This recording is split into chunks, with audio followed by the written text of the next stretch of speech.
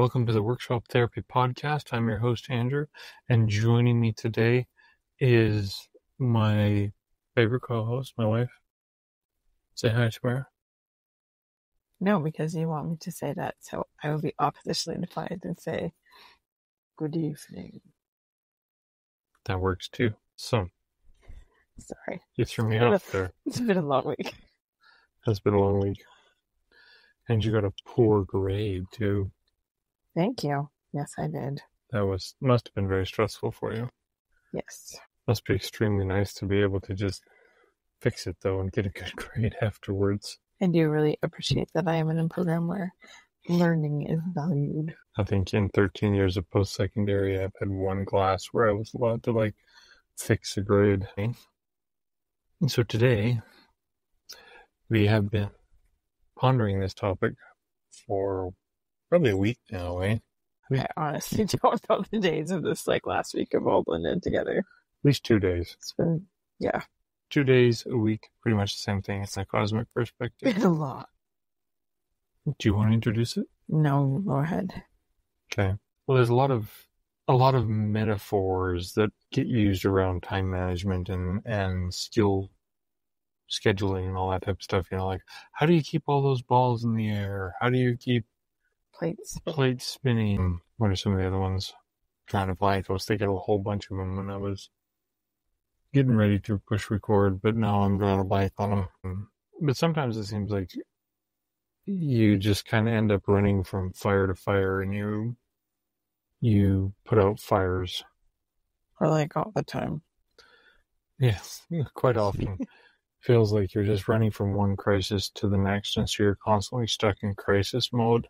And so we were thinking about it, and we were talking about, well, sometimes maybe it's better to just let it burn rather than try to put out the fire.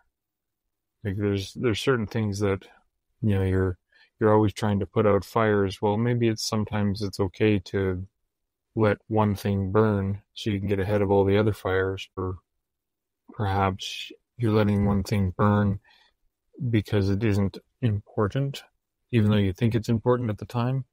Taking a step back and evaluating that maybe changes your mind a little bit. What do you think? When we were talking about this fall. I'm really worried about the summer's not being a piece of cake either, but we've moved, we're building a house, we're both working on master's degrees. I'm taking on a full-time teaching position for the first time in 7 years. Has it been that long? Yeah, on the least it will be 7 this summer. So 7 years, as well as dealing with our 3 children, helping your aging parents. There's just a lot. And my parents are moving and selling my childhood home. And there's just been a lot of things that are heavy and a lot of things to deal with. And what do you do? And how do you fix this? And lots of problems. And yeah, so then we were talking about this metaphor, when do you let things burn? Because the reality is we've lived in areas with forest fires and been in areas of forest fire. And when things burn, new things happen that couldn't have happened without the burn. It's tragic and horrible and all that kind of stuff. But I've been thinking a lot about this week about and I can't remember which tree it is, but there's a certain tree that only, the cones only release the seed. Lodgepole pine. There. I knew it was a pine of So quite a few different pines don't grow. They need fire in order to do that. And there's new life that comes and change and rebirth and a surge of growth. Often, as long as you're not in a desert, that's a different situation. But where we are and we're in an area where there was a lot of fires last year, and to see the regrowth and the rebirth in those areas, and the new life that floods in and allows for things to grow that haven't been able to grow for a long time. And so maybe that's part of the let it burn process, that learning to let something burn. It's not that burning doesn't hurt and cause pain, and isn't frustrating, but when you let the right things burn, there's still growth and good things that come of it. Does that make sense? Yeah, I didn't even think about it that way. Actually, that's a good thought too. I was more thinking of um from the ex-firefighter perspective. Uh, there's lots of times with bushfires and forest fires in particular, grass fires, the way you control them is you burn stuff ahead of them. Mm. When you're talking about an out of control wildfire, you actually have to make the fire bigger in order to make it smaller, kind of technically. And obviously that's in a controlled way and not just, don't just randomly throw matches to fight fires, but no, you're spot on with the idea of regrowth though too. Didn't even think of that. I was just thinking of sometimes there's, I guess to keep on the forest fire metaphor, you can think about around here where we currently live versus when we were living in Oregon. Going down the Columbia River Gorge and going to see Multnomah Falls and all of those places along there. There's something that struck me as strange about them relative to lots of places that we've been. And they're almost they're impressive, and there's beautiful big trees, and everything's green and full of life, but at the same time it's lifeless. Like you don't hear birds, you don't see squirrels, you don't see all of the. Yeah, I think I'm following where you're going. Keep going. And part of that is because there's such a huge population in that area, there is a lot of active fire suppression. So whenever there is a fire, they try to put it out right away because of, risk to homes and all of that type of stuff. And as a result, it preserves certain things, but it sacrifices a lot of other things. Yeah.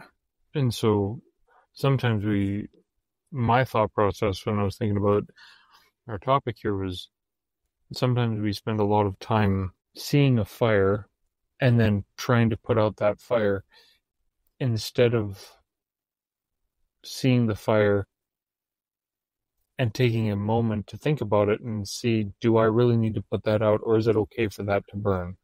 And the end product might be, if I let this burn, then there's going to be a cycle of new growth. But sometimes it might be just burning some trash that's taking up space. Yeah. We're kind of finite people, right? Like we have a finite amount of time during the day, during our lives, and we have a finite amount of energy to face the tasks that we need to. And so if we're constantly scrambling from one fire to the next without evaluating the fires, and we're just putting out fires, what if we step back and we let the one thing burn, and we can take a moment to assess what is setting the fires and then target that instead. Yeah. And I think this is something that we've kind of, I feel like, discussed a little bit at length before, but like previous generations to us are very much fire chasers and fire putter outers. Mm-hmm. And I feel like part of our generation and part of the issue between us and the older generation is that we have to let some things burn. And some of those things are forced upon us. Some of those burns are forced upon us. And some of them are result of, say, other people, but that's kind of what I mean. And in that, I'm not like able to say what I mean very well. In that, that is where I feel like we get like those generation gaps stronger. And it's going to happen with us and our kids too, right? Like there's going to be that not understanding of, well, why aren't you doing this? And I think one of the things that I've thought about today actually was how many of you know old people? Wow, you got to get up when the sun gets up, right? Like that's, you wasted the day. And what if that's a fire you have to let burn because of mental health? What if that's a fire that you have to let burn because you have small children that get up all night and you're absolutely wasted? Parts of those things, and that's where I think like judging other people for what they let burn is so dangerous. And as I'm just like saying that about like, and what if they have to get up because if they don't get up, that's their mental health thing.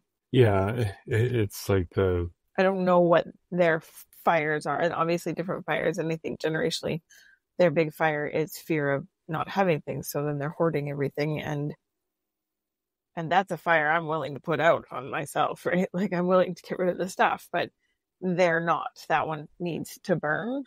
Do you know what I mean? yeah.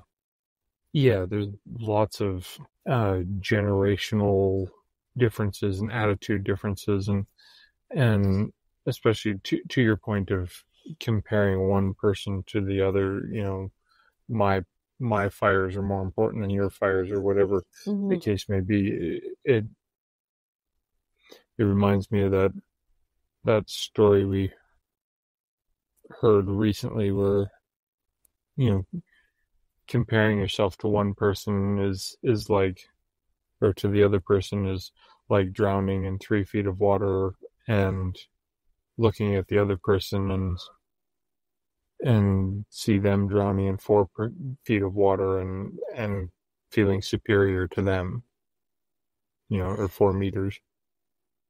Yeah. Difficult to drown in 4 feet of water unless you're very small. but yeah, comparison is the thief of joy, and so when you're looking at other people's fires and wondering how do you put them out, or why are they letting that burn? They should be keeping that alive. But yeah, that's very. But I think that it's something that we very much suppress in our children. Well, I'm going to fix that for you. I'm going to put out that fire so you don't have to worry about it. And so there becomes a fear of fire as you get older. The fear of those things. For me, especially, I feel like that's an issue as an anxious person in general. But so then, how do you define what should burn and what shouldn't burn, right? That's the thing. How do you define that? That's the question that really is on top of the question pile, I suppose, is what advice do you have for identifying what needs to be burned, and I think what needs to be put out? And I think it's different for everybody, and I think it's different whether you're looking at different parts of your life. If you're looking at your shop, your creative pursuit, whatever that is, it's about taking the time, and we're really bad at this. I am 100% like saying this from a position of I am not good at doing this, of looking at what it is, prioritizing in your shop. Okay, these are the things I need to do to get ahead. These are the things I need to do to improve my skills. These are the things I need to do because I have bills to pay. These are the things to do because I want to do them. And then going from there. And I think that also applies to like other things in our life too, right? I was listening to, I want to say Brene Brown, but I'm not sure if that's who it was. But anyway, I think that's who it was. And she was talking about how they sit down as a family to decide what happens. And they say, okay, mom has these commitments, dad has these commitments. You guys want to do these activities. What's going to make our family function best? Yeah, that was Brene Brown. Yeah. And so, and they make decisions as a family, not as a couple, not as an individual, but as a family to decide what's going to do that. And I think oftentimes us creative people are in our own little world, in our own little bubble. We don't want other people to come in, and we separate our talent time, our other time is my me time, and I can do whatever I want in that time. And I think you need to remember that time also affects everybody else in your circle, whatever it is, family, friends, whatever, whoever you're with. And so to include and this is something that does not come naturally to me, but like to include their thoughts, feelings, what they have to do as well is a big part. And this is something that is very new generationally for us too, because the previous generation, mom did their thing, dad did their thing, a little of a crossover. And with us coming up this fall to me being the one out working, that's going to really shift things for you to being stay-at-home dad of a 3-year-old and how that looks. Yeah, it makes me wonder how you're going to do all the laundry, all the house cleaning, and make all the meals and work. Awesome. I'm not. That's a fire that's burning, baby. You're home watching it burn. But that's where, like, that's what I'm saying, though. That has to become family decision. And the kids and I have sat down and kind of talked about some things. And we've kind of talked a little bit, too. We all need to talk together. Our one daughter loves to be involved in and would be involved in every activity every day of the week that she could be. Oh, yeah. Completely filled up, trying everything and loving everything. But I can't do it. It can't happen this year. There's no way. There's way too many things. So she's going to have to pick a thing.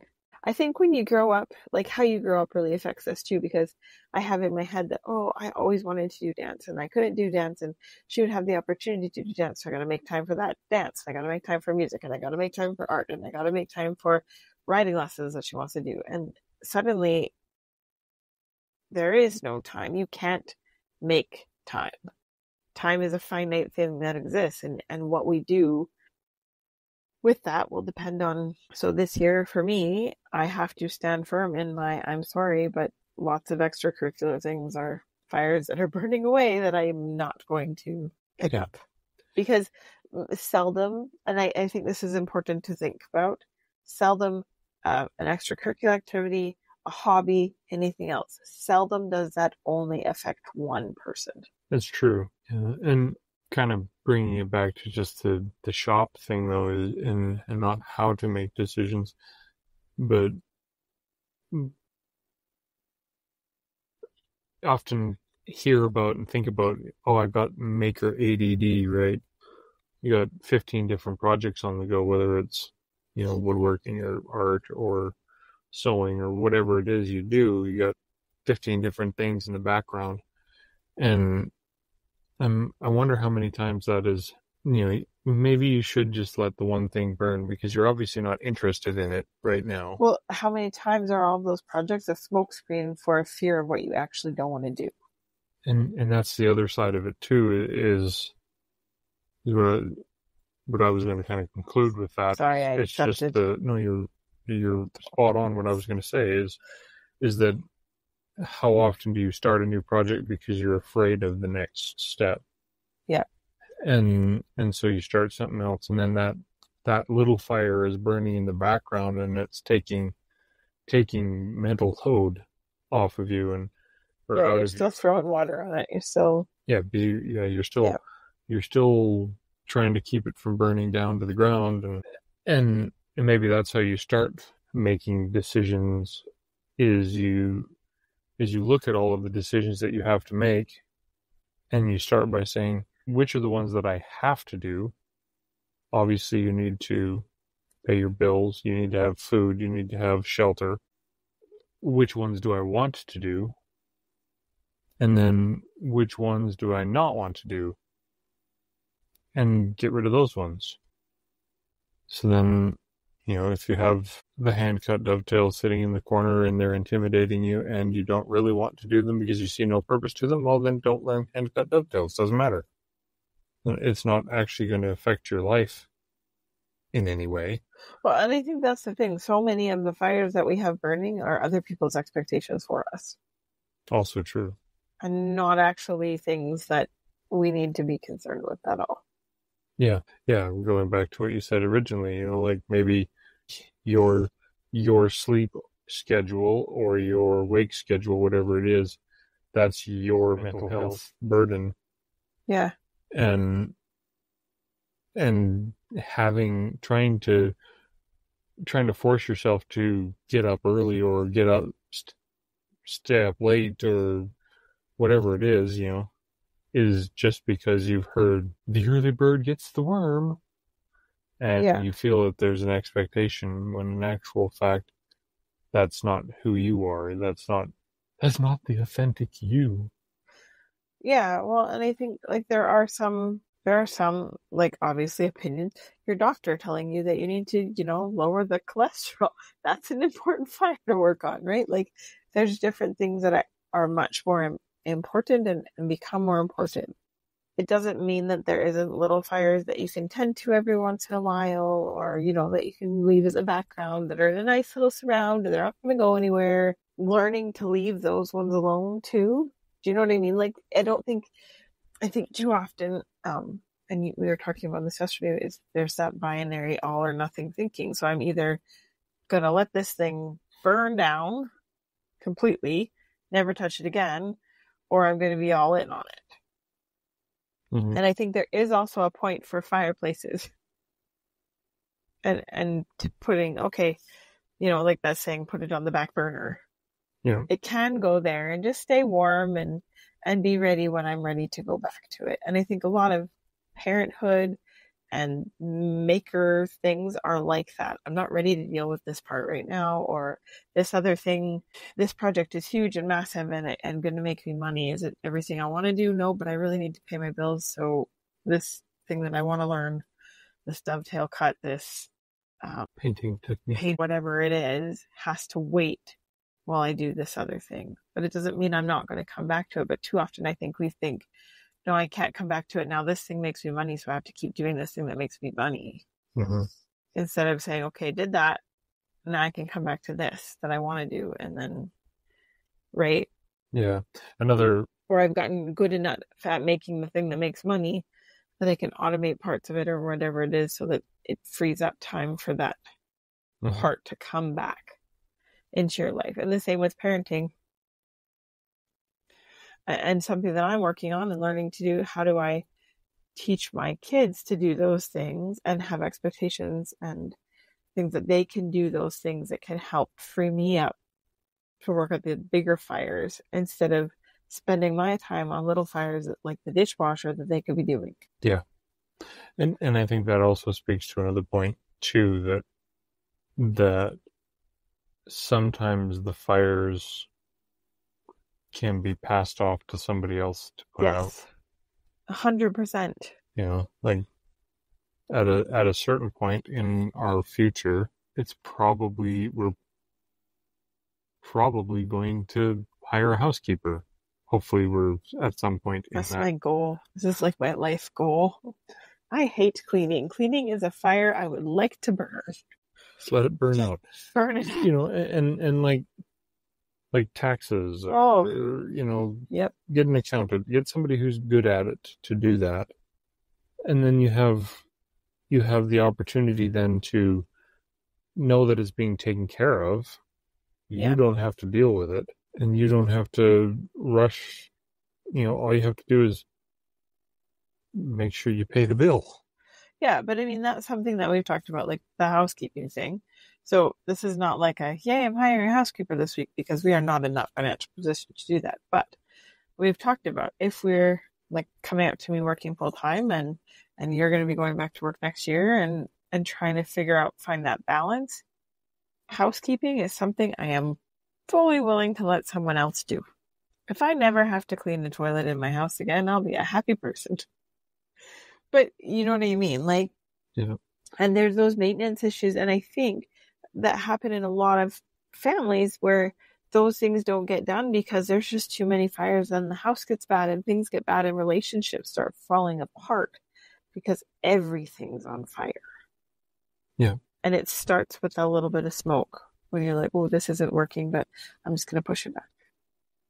Yeah. I'm going to ignore it. We can't do this right now. Da, da, da, da, whatever it is. And again, coming from a place of this happens to us too, we are not... our feng shui and chakras aren't perfectly aligned all the time. No. And so I think there's all of those things that, like, for me, my end goal, my goal in the next 5 years is to have a housekeeper, so I don't have to do the parts of it that I don't like to do. I mean, to be clear, it would be lovely to have a full-time housekeeper. Oh, no, yeah, we're looking for somebody to come in like once a week for maybe an hour or two. Yeah. We're at this point, we'll be happy if we have a couple hours a week of help. Yeah. That would be lovely. But the point is there are some fires that can be handled by somebody else, and that's okay. Yep. There are some fires that you need to put out, but there are some fires that don't matter. Just let the thing burn and move on. Well, yeah, and I think I've come to terms with this a lot in this housekeeping thing in my head, because I think, oh, all these moms that do it all, blah, blah, blah. Wait a minute. They're not. I mean, I've been teaching at home full time for the last 3 years, so it's not like I haven't been teaching, but I don't feel like it because I'm in the classroom, but I do anyway. And then I think about that and I'm like, well, but if they were doing all of those things, would their house still be like that? Yes, some of them, but it's because their kids are at school all day. My kids have been home all day. Disasters. Yeah, and everybody's right. So give yourself grace that because your thing is different than somebody else's fire, it's not that it's bad or, yeah, our neurodivergence makes keeping the house very difficult for our family. Yeah, and there's, yeah, that's the thing. There are things that are important that you shouldn't let burn. There are things that need to burn because they really aren't important because you don't want to do them. They're not necessary, and they're an expectation placed on you by somebody else. Or maybe you've placed it on yourself because you've seen all of the other people on social media doing such a wonderful job and forget that the camera field of vision is excluding all of the things that aren't going perfect. Yeah, or it's gender roles or family roles that you grew up with that you're passing on those things or traumas or whatever, right? And it does take a lot of self-reflection and evaluation to look for your own fires and figure out what you're going to let burn and what you're going to put out. So that didn't give you any answers of how to actually put out fires or what to let burn. But I think my criteria for let it burn would be, number one, does it provide value to me or to people I feel are important to me? Is it necessary? And do I want to do it? If it fulfills all three of those, then absolutely that's something that you should deal with. But if it's unnecessary, it doesn't affect anybody that I care about, and I don't want to do it, then why am I even messing with it? Yeah. And I think there's a lot of fires that we feel put upon that probably fit those criteria. Do you have anything to add? Well, I was just going to say, I always think of it like, in 10 years, is this going to matter? Yeah, that's another good thing to look at it as. Like, is it going to matter? And for me, it's going to matter more to me that my kids get the education and the services and stuff they need in their education, and me being highly involved with that matters more to me than having a clean house and that, or making sure that they're up at a certain time or whatever that is. But I feel I have to put this caveat in. Our house is not a complete disaster. Our house isn't terrible. I mean, we don't even currently have a house, to be honest. But I mean, it's typically not terrible. Yeah. But it's definitely not magazine worthy. Anyway, believe that or believe it not. No, but I think that's right. And I was going to say, how do you put out a fire? With tears, often. It's a lot of work. It is. Blood, sweat, and tears are often involved in putting out fires. And there is going to be physical manifestations of choosing what you put out and choosing what you don't. So get help if you need it. Yep. Check out the link to BetterHelp in the description. And reach out. Ask us your questions. Yep. Was it helpful? What fires do you put out? What do you let burn? How do you do it? Help us, because, clearly we need it. No, but it's a community where we learn from everyone, and that's the biggest thing. Yeah. Absolutely. So send your questions to questions@workshoptherapypodcast.com. I did that right the first time through. I'm so proud. Or click the link in the description of this podcast. Happy marshmallow roasting. So if you found anything from this episode to be helpful and you want to reinforce it for yourself, I'd like to invite you to share it with a friend in the next 24 hours. That'll help reinforce it in your mind, and it'll help those around you, which is always a good thing. So thanks again for listening, and now I'd like to say thank you to all the amazing patrons of the Workshop Therapy Podcast. You guys make the show possible. If you're finding the show helpful and you want to support it, there are a few tiers, including a simple $1 a month option to just say thanks. For $5 a month, you can get access to the patrons only feed that has a pre-show and a post-show, in addition to the regular podcast all in one feed. You all know that the good stuff happens after the official mics are off, right? If you can't support financially, I totally understand, but I'd love it if you left a 5-star review or told a friend about the podcast. If you have any questions or feedback, I'd love to hear that as well. Send it to questions@workshoptherapypodcast.com and I'll get it on the show. I want to say thank you to all the patrons of the Workshop Therapy Podcast, but especially to the founding fathers, and they are Mr. Matthew Serio from Argiano Serio, Mr. Brad Harrison of Brad's Customs, Mr. Keith Drennan of Blackthorn Concepts, Mr. Eric Peterson of Overall Maker Works, Mr. Brandon Millichamp of Tectonic Creations, and the one and only the Grant Alexander. So a special thank you to the founding fathers, and thank you to everybody who supports and shares the Workshop Therapy Podcast.